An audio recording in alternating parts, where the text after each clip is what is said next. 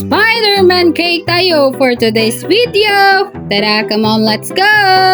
Kubanin na po ko ninyo guys. Mag-design na po ta og another cake. So, another day is another cake to bake and another cake to design. O, diba? Yan na lang ang life ni Mama Ibiyang. So, bitaw guys, dapat happy ta. Good mood ta everyday. So, kung na may mga negative vibes nga maabot sa tuwa, so atua dyan nang i-divert nga. Okay, jud ta, happy ta. Ana lang.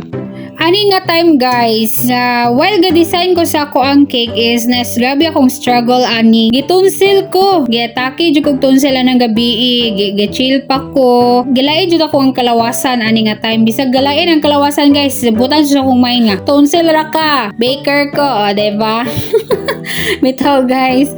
Na-struggle jud ko gay. Iring ako una dapat okay ako ang mood. Ginaset jud ako sa ako ang mind ba nga okay ako ang mood. Kay para ang output sa ako ang design is nice siya og kanang ma-appreciate og ma-happy si client. So gibuhat jud ako ang best guys nga mahimo jud nako siya nga kanang well presentable kay siya tan-awon in front sa ako ang client og sa iyang mga visitors. So grabe no, sa gitunsil nako laban na gihapon sa Mama Ibiyang para sa kinabukasan. O diba? Ang size day sa cake is 6x6. Then ang flavor is moist chocolate cake with mousse vanilla filling. And I use ACC whipping cream for the frosting.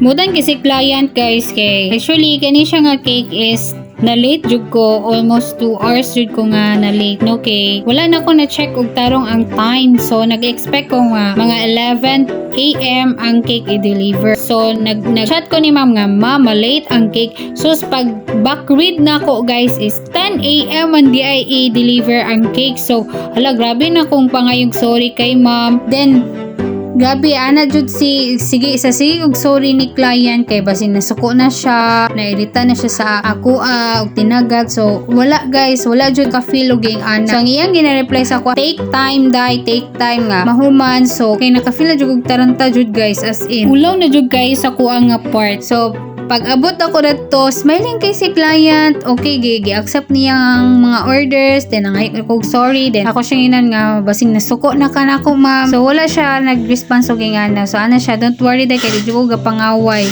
So, maura jud na iyahang kuan sa ko. So, thankful kay kuno kay nako yung mga client nga masinabtunon jud kaayo. Thank you Lord jud kayo nga naay mga tao nga masinabtunon.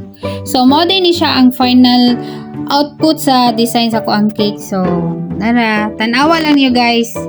Then, mao ni ako ang cake paluwagan package. Thank you!